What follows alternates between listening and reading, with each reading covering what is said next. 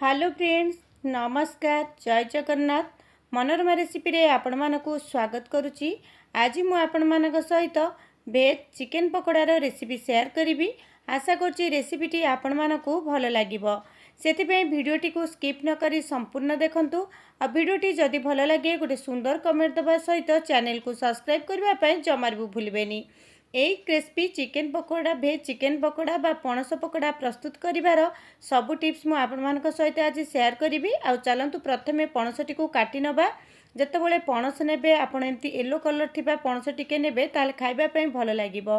Green colour पणस कठा टिके कसालिया लगे, सेतिपई आपण सब एमती येलो कलर पणस कठा नबा पई चेष्टा करिवे।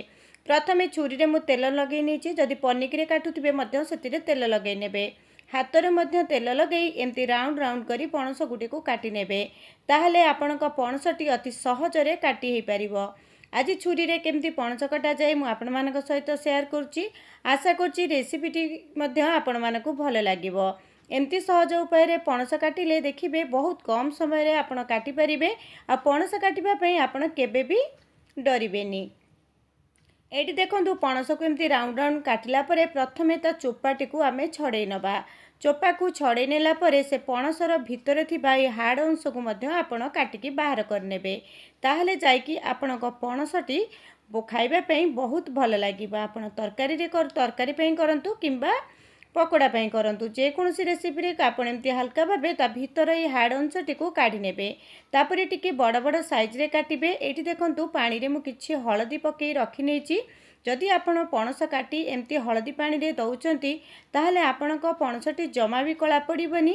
देखिबे पणसटी पूरा सफा रहिबो आ खाइबा पई मध्य भल लागिबो। एबे ताकू मु आ गोटे थर धोई नउची। धोई नेला परे मु एठी प्रेशर कुकर रे ताकू देई देली। एबे आमे सेतिरे अल्प पानी देई दबा आ लूण हळदी देई एबे ताकू गोटे सीटी आसीबा पई छाड़िबा। गोटे सीटी आसला परे प्रेशर रु ऑटोमेटिक प्रेशर रिलीज हेबा पर्यंत आपण छाड़ी नेबे। तापरे आपण प्रेशर टी को काढिबे। हुइसिल देला परे सांगे सांगे जमा भी काढिबेनी। एबे देखंतु हमर एटी पणसर गोटे हुइसिल देइची आ पणसटी हमर जेमती सिजिबा कथा सेमती सिजी जाइची। एटी जमा भी पणसटी को आपण बेसी समय पई सिझेइबेनी। कड़ाई रे सिझेइले टिके समय लागिबो, प्रेशर रे सांगे सांगे सिझी जिवो। गोटे हुइसिल रे आपणकर ए पणसटी सिझी जिवो। एबे पणस को मु टिके हल्का ठंडा हबा पई छाड़ी नेबी कारण हाथ गरम अछि, हाथ रे गोळेई हबनी। एबे चलंतु पणस को आमे गोळे नबा बा मैग्नेट कर नबा। एबे मु सेतिरे देई नउची 2 चमच मैदा। आपण मैदा जगह रे किछि कॉर्नफ्लोर मध्य ऐड करि परिबे। एबे मु सेतिरे 2 चमच चाउळ गुंड दे दउची। चाउळ गुंड आपण निश्चय देबे, देखिबे खाइबा पई बहुत भल लागिबो। तापरे एठी मु देखंतु 2-3 चमच बेसन मध्य मु एठी ऐड कली। देला परे आमे एबे सेतिरे आवश्यक अनुसार लूण दबा। प्रथमे जेहेतु आमे पणस सिजारे लूण देइथिले आपण देखिकी देबे। एटी किछि जीरा गुंड आधा चमच, धनिया गुंड आधा चमच, गरम मसला आधा चमच, अल्प टिके हळदी देई दबा। आ सेतिरे किछि लंका गुंड मध्य ऐड करनबा। तापरे आमे सेतिरे काटी रखिथिबा किछि धनिया पत्र ऐड करिबा। आ एबे काटी रखिथिबा कंचा लंका मध्य आमे ऐड करिबा।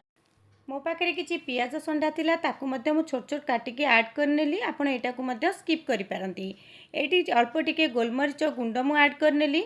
तापरे एटी अदा रसुण आ धनिया पत्र जो नाड़ गुटिक थाए ताकू मु बाटी नेइतिली, सेथिरु 2 चमच देली। गोटे चमच एटी रिफाइन तेल देई दबा।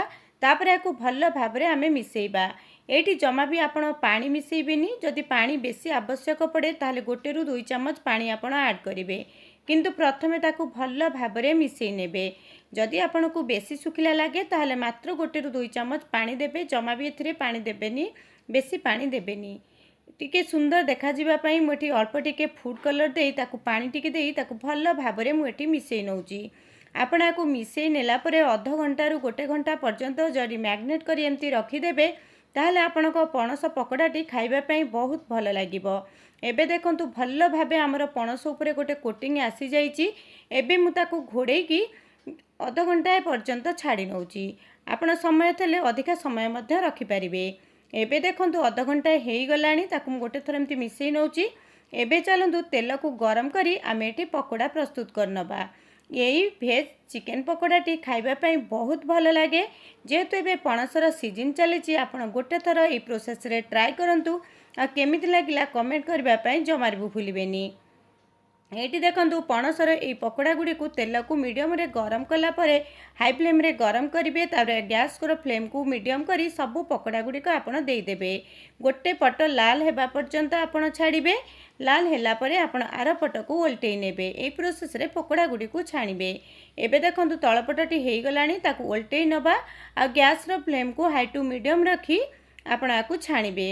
पूरा हाई फ्लेम रे जमा भी छाणिबेनी, ताहले आपणको पणस पकोड़ाटी जमा भी बेसी क्रिस्पी बनिबनी हाई फ्लेम रे जदि छाणिबे। एबे देखंतु पकोड़ाटी भल भाबे हेई गलानी, ताकू आमे छाणी नबा। एई प्रोसेस रे आउ जो गुडिक अछि ताकू मध्य आमे छाणी नबा। आशा करछि आजिरो रेसिपीटी आपण मानकू भल लागिथिबो। एई पकोड़ाटी बहुत क्रिस्पी हेतिला, आउ खाइबा पई मध्य सेतिकी भल लागुथिला। आपण गोटे थर एई रेसिपी को निश्चय ट्राई करंतु। केमिति लागिला कमेंट करबा पई जमार भी भूलिबेनी। मु गोटे पणस पकोड़ा आपनको भांगिकी देखौची केते नरम हेची, ऊपरटी जेतिकी क्रिस्पी भीतरटी सेतिकी सॉफ्ट थिला। आशा करछि रेसिपीटी भल लागिथिबो। रहुची नमस्कार, जय जगन्नाथ।